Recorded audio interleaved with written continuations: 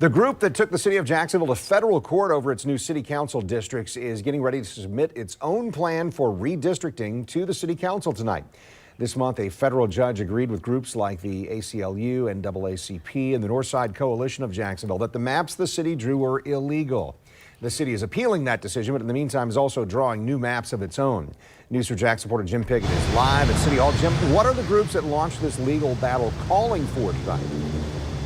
Well, they just don't think it's fair that the 4 council districts that are crammed with African-American people should represent that whole community. They want to see it spread out to be a better picture of Jacksonville. That's why they've drawn up their own map to be considered.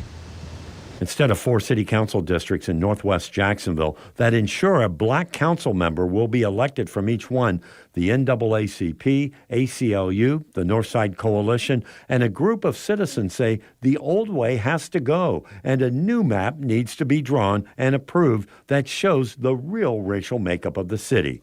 The group, along with people like Dr. Marcella Washington, who was part of the suit, are presenting a new map which they want the council to consider. They call it a unity map. The bottom line is we're going to give more opportunities for blacks to have representation in other districts and raise those numbers so people will say, if it's a 30% black population in this district, even 28, 29%, we may look at the opportunity of electing a black city council member that way. It is not a guarantee, but I think it's certainly better than packing as we're doing right now, where segregation is the answer and that we will get for is what you get. A federal judge agrees, and that's why the city council is being ordered to come up with a new plan, which is being appealed. The process isn't cheap. Also tonight, the council is considering setting aside $1 million to pay for an outside attorney hired to fight this and also to pay for the process of drawing a new map.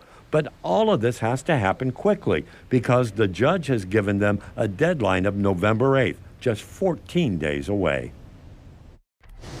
The council is meeting right now, and a short time ago I was able to talk to Roy Diamond. He's one of the co-chairs of this committee. Here's what he had to say about all of this.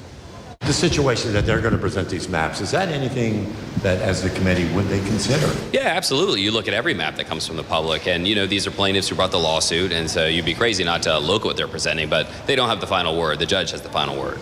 And in all of this, a lot of people are saying this is just too quick. There's not going to be enough public input.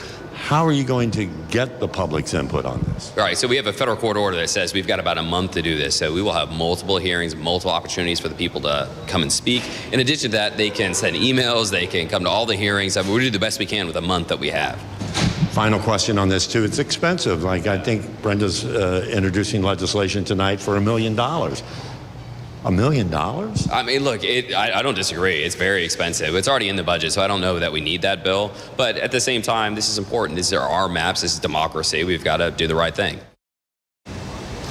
Even though we mentioned this has got to be a quick turnaround, they're not going to take any vote on this tonight. In fact, if the NAACP and the others present those maps tonight, it will only be during public hearing. They don't have to consider those maps. For now, we're live at City Hall. Jim Pickett, Channel 4.